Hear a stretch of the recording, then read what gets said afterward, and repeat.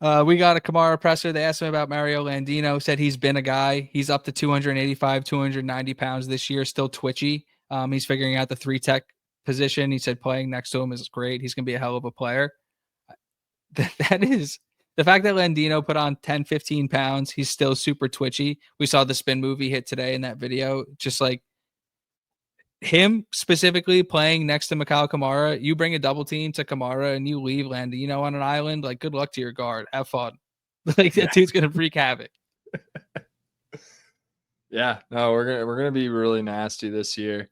Can't wait, man. They're really going back and forth in this chat. By the way, I'm kind of watching a little bit, really getting after it a little bit. This Fravel edit. I don't know if it's the Notre Dame fans are in. They're yeah, here. No, they're They'll in. tell you they don't care, but they're in the chat. I like it. No, all Notre Dame fans are welcome. The Notre Dame fans are welcome. They asked him about Hosea Wheeler. He said he's a great energy piece, making plays all over the field, just reinforcing everything we're hearing about Wheeler.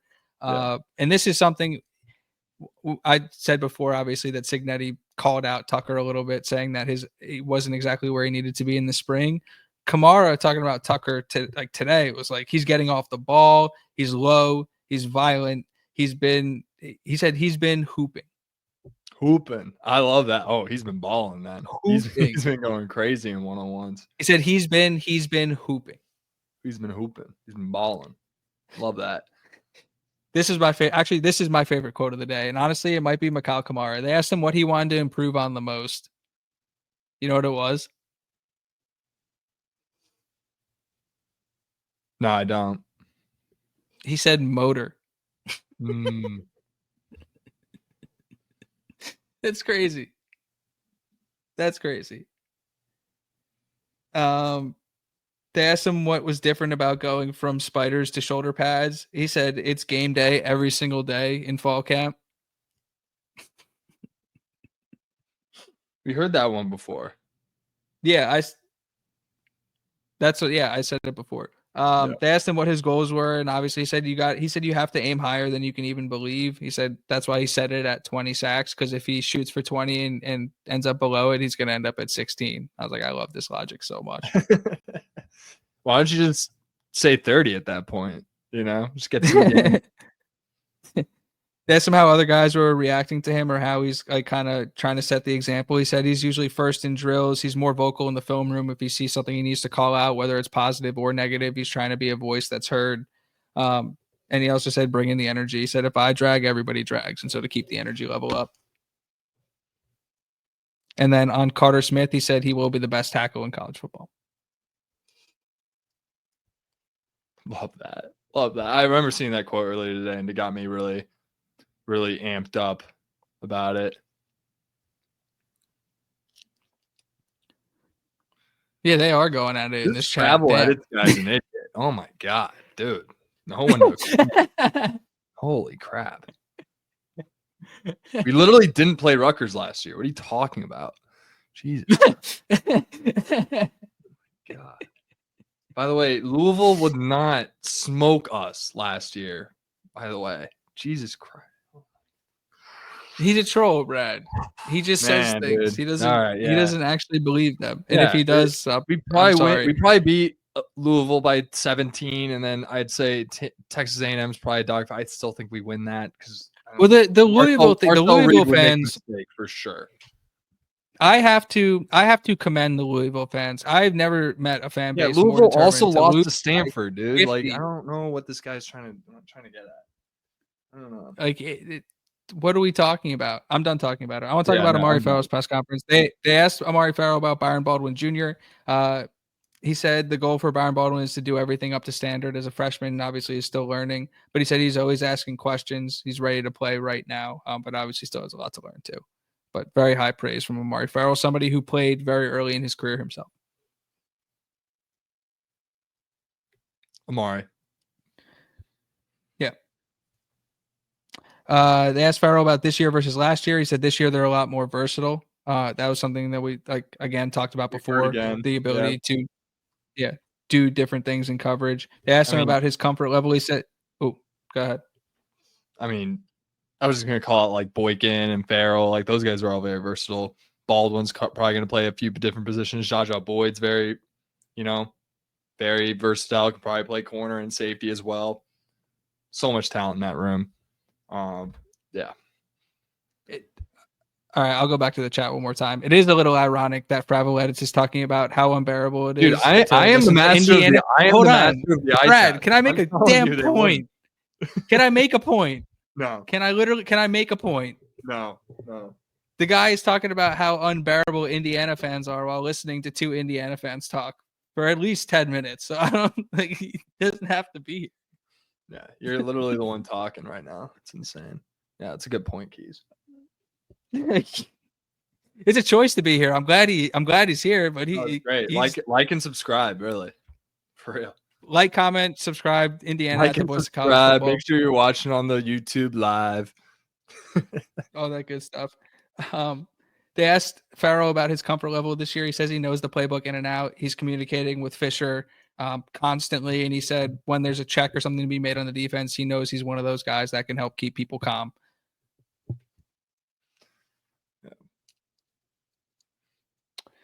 They asked him about who's playing rover, who's playing safety, or how many different guys they have for that. He talked about Bryson Bonds, Byron Baldwin, Jaja Boyd, Garrett Reese, Louis Moore, Boykin, again, to highlight the versatility they have in that room. Oh my God. Another guy so he many didn't more mention guys than I was expecting.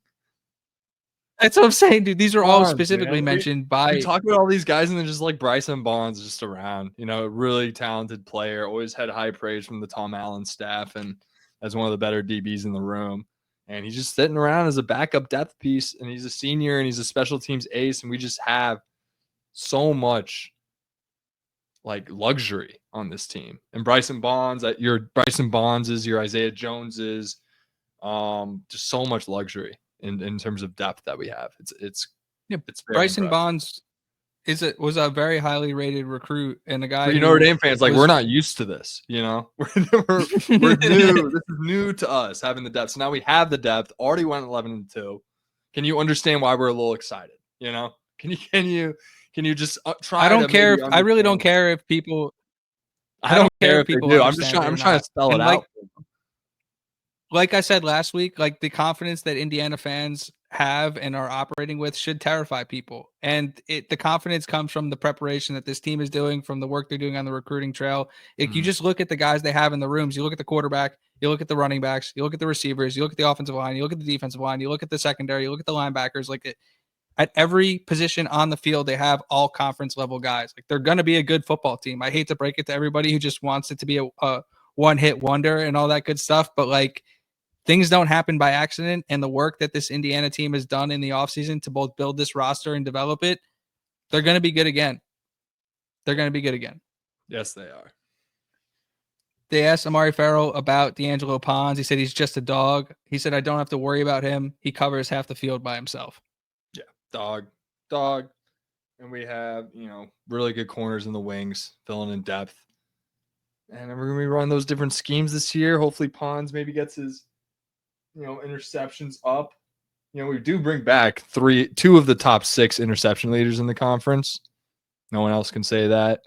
So, I'm just looking to get more playmaking from those guys this year. Something I'm really looking forward to hopefully seeing out of them.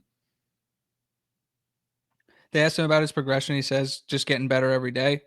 Asked him about Louis Moore and that connection they have. He says he's a great player that'll help us out a lot. He said they're bringing back some old chemistry to some new chemistry. And then on your guy, are they like roommates, best friends, like Ferrell and Louis? I was expecting a little bit of a stronger answer there than what we got from Ferrell, but yeah, I think that, from what he said in the spring, they're boys. On Devon Boykin, he said he brings a lot of football IQ. It's a guy who's played a lot of football. To your point, he was on those NC State teams. The guy's seen a lot of football, and it's allowed his IQ on the field allows him to play fast. Naturally, just understanding the playbook, playing fast, physical, relentless, smart, disciplined, poise. It's all the same things we hear over and over and over again. It's really being honed into these guys, and they just live it. Yep, it's insane. It's only stacking days, stacking weeks, stacking months, stacking years. Just excited to see where we're at in January. I'm pumped, and I'm excited for week I'm literally excited for week 4 to get the chance to play Illinois. And it's like I know it's like they're bringing back 18 starters. People are really high on that football team, but it's like look at who Indiana's bringing back and brought in, and how quickly they were able to assimilate guys into their culture last year. To look at the team that was better last year than Illinois and upgraded everywhere, to not say they're going to be better than Illinois again, like it's okay. It's okay. It's He's okay. just trolling, it's No, I'm just saying like he's buying into he's the not the Kool-Aid. I'm not talking to just the guy in the chat here. I'm talking to the general public of you can only not buy in for so long. Like you can only say Indiana hadn't beat a ranked team for so long. Like in 25 days the season starts and pads hit pads, and in week 4 they're going to play a ranked team. Illinois is the number 12 ranked team in the country according to the college football coaches. We'll see what the AP poll says next week. Now, if they hold up their end of the bargain, they'll go into Bloomington, Indiana 3-0, just like the Hoosiers. And then we'll get to see what each team's made of. I like our guys. Illinois proved against a South Carolina team that beat ODU by 4, brother. Like, what are you talking about? Like that, it's okay. In 25 days, we play football, and like they get to prove it on the field, and that's the beautiful thing. And that's like I'm a giddy, and like I can't contain myself. Like I can't help myself, and I'm gonna keep tweeting, and I'm gonna keep like saying things that are pissing people off, because like in 6 weeks when I'm able to turn back around and be like, I told you, I'm gonna really enjoy that. And so Fravo Edits, I hope you're back in the chat after the Illinois game. I really do. The preseason darling is Indiana always stands out. Indiana right? beat Michigan, who's a top 16 team in the country, and also beat the defending national champions. So yeah, that is a fact. Bielema versus Signetti will absolutely be cinema. Love it. That'll be an epic week of press conferences, an epic week, epic like in-game interviews, and we'll definitely see some chicanery from Bielema. We know he likes to play the games. Yeah. But I like our guys. Got any closing thoughts here, Brad? No, I think we covered a lot here today. And, Illinois is the preseason darling. If you watch back any college football season, the preseason darling always pans out and has the season that they're expecting. And so, yeah, I'm really pumped for a week 4 matchup with Illinois, because they're going to be really good, just like everyone's telling me they are. And yeah, like the team that lost to Minnesota and only beat Rutgers by a touchdown and only beat, Purdue in 5 overtimes they're going to be really good this year. And I'm pumped for week 4, because it's going to give us a really big test early on in the year. And we got, it's only starting a really, like people show on our schedule, like we have a 4-week slate of Illinois, Iowa, and Oregon, 2 of those on the road. I don't know. I don't think that's a weak schedule by any means.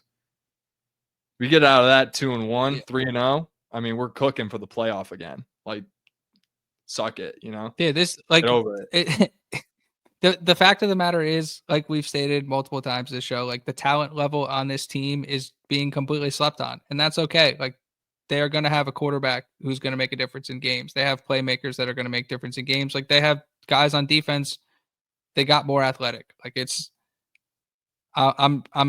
could not be more excited for this Indiana football season, and I am keeping receipts. So yeah, I'm excited. I will be keeping receipts. Frazzle, there is a world where Illinois has to go to Duke, go to Indiana. They get USC at home. They get Ohio State, and then they have to go to Seattle. There's a world where they're 4-5 going into November. That's all. I'm just going to put that out there. There's a world 4-4, right? No, 3-5. And I'm not gonna I'm not overlooking a road trip to Iowa for Indiana either. Like that's I'm not overlooking that by any means. Indiana, don't mention USC. I'm an LA guy. I was raised on West Coast ball, Frazzle. You don't know anything about this show. He's about to lose it because they're running from Notre Dame. They're coming. You want to talk? You want to talk about a school that's actually running from? About it. All right, I'll end with this. You want to talk about a school that's actually running from a series? Like USC is actively running from the Notre Dame series, and like I get top it. rivalry in the country. Like, I'm a UCLA again. I'll say USC Notre Dame is probably the top rivalry in the country, and they're just running away from it. It's the Insane. same reason. It's the same reason why Signetti's canceling all these meaningless non-con games. But at the same time, like what you just said, traditionally that rivalry should withstand the test of time. And That like, is no, East versus USC should West, not be defended. Like, two very wealthy schools going at even it. if the conclusion becomes, Yeah. I was gonna say, even if the conclusion becomes like you remove a Big Ten game from the schedule for USC and they play 8 Big Ten games in Notre Dame every year, like I'd be cool with that. I don't even care. Does it They count should be as a playing that conference? game every year. They should Yeah, just just go play against like all they're the- like you want to tell me Notre Dame isn't like a upper level Big Ten team, like that couldn't count as a conference game, quote unquote. Like I don't know, they could figure something out. But That's like they're clearly stupid. doing it so they have a better shot at making the playoff. But it's like that's where it's like when you start changing like Indiana versus Virginia, like a matchup that has literally negative history, or like USC Notre Dame, like you should go out of your way to try and protect those. Yeah. No, you nailed it on the head. They just don't want to lose to Notre Dame every year. And I mean, it's smart. I mean, I don't like it. It ruins the sport. I think we should try our best to preserve, rivalries and keep that tradition alive. But it is what it is until we figure some shit out in terms of conferences and are we going to go Super League, things like that. Like it's just going to get weirder and weirder and weirder. Like, Northern Illinois and the Mountain West weird, which is actually happening. Yeah, it's only going to get weirder from here. It's almost like it'll be Stanford and Cal in the ACC or something like that. It's insane. That's what I got. Dude. Yeah, that's what I got for this week. Stanford got a conference game on the road in Clemson, South Carolina. Make it make sense. Help. I need help. My sport is dying.